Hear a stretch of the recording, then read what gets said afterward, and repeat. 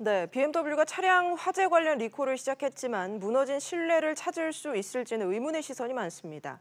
소비자들의 불안감이 지속되는 가운데 국토부 산하 한국교통안전공단은 BMW 화재 사고 원인 규명을 오는 연말까지 완료하기로 했습니다. 김영규 기자와 함께 자세한 얘기 나눠보겠습니다. 김 기자. 네. 국토부가 당초 이제 원인 규명하는데 10달 걸린다라고 해서 문매를 맞았었는데 연말까지면 좀 줄어들긴 했네요. 네, 한 6개월 정도 앞당겨진 셈인데요.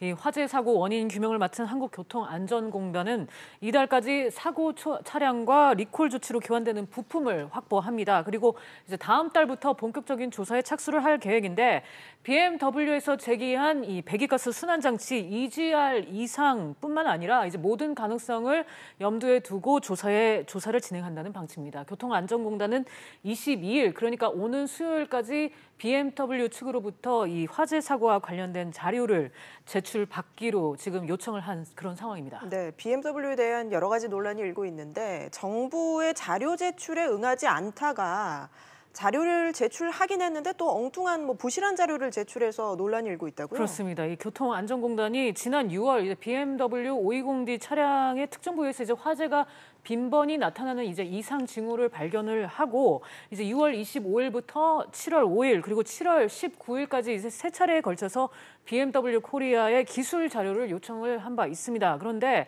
BMW 코리아는 자료를 이제 회신하지 않거나 일부 자료를 누락한 채 제출을 했다고 공단 측은 밝혔고요. 네. BMW 코리아가 공단의 자료 제출 요청을 이제 그러니까 2차례나 거절을 한 셈이고 현행법상 국토부가 이제 리콜 조사를 지시하기 전에는 공단의 자료 제출 요구에 대해서 BMW가 의무적으로 응해야 되는 것이 아니기 때문에 결국 이제 BMW 코리아가 계속 이제 시간을 끌었다 이런 비판이 나오고 있습니다. 또 BMW 코리아가 결국은 지난 3일, 그러니까 8월 3일에 자료를 제출하긴 했는데 공단이 요구하는 수준에는 크게 못 미치는 것으로 나타났습니다. 예, BMW가 리콜에 들어갔고 또 정부도 조사 계획을 밝혔는데 그래도 소비자 불신은 여전히 큰 것 같습니다. 그렇습니다. 이 BMW가 차량 결함에 대해서 이미 몇 년 전부터 알고 있었는데 그동안 은폐해온 거 아니냐 이런 의혹이 지금 나오고 있습니다. 오늘 이제 SBS CMC가 만났던 한 BMW 차주의 말을 한번 들어보겠습니다. 네.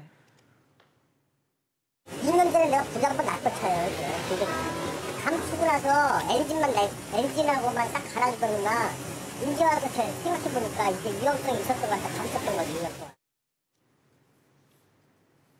네, 방금 이제 설명을 들으셨겠지만 예. 이 차주는 2014년 1월식 모델 320 GT를 보유하고 있었는데 본인이 보유한 차량이 2년 전에 이미 한 번 사고가 났었다는 거죠. 불이 났었다는 얘기입니다. 그런데 최근 이 주장은 BMW 회사를 경찰에 고소한 BMW 피해자 모임의 주장과도 지금 일맥상통하는 바가 있습니다. 이번 이제 교통안전공단의 조사에서도 BMW가 언제부터 이 결함을 알고 있었는지 밝히는 것이 또 핵심이 될 것으로 보이는데요.